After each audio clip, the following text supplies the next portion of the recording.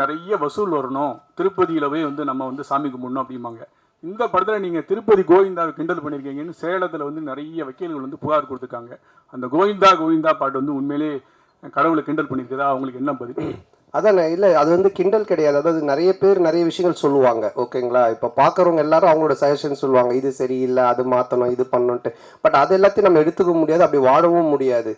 Court என்ன சொல்லுது, அப்புறம் சென்சார் சர்டிஃபிகேட், அவங்க சில ரூல்ஸ் அண்ட் ரெகுலேஷன்ஸ் வச்சுருக்காங்க. அவங்க சொல்கிறது மட்டும்தான் தமிழ் சினிமாவில் பண்ண முடியும். ஒரு கோர்ட் சொல்கிறதா நம்ம செய்ய முடியும். போகிறவங்க வரவங்க சொல்கிறதெல்லாம் நம்ம கேட்டு எதுவும் செய்ய முடியாது. ஆமாம், சென்சாரில் வந்து அவங்க பார்த்துட்டு என்ன கரெக்ஷனாக சொல்லியிருக்காங்க, அதையும் நாங்கள் பண்ணியிருக்கோம்.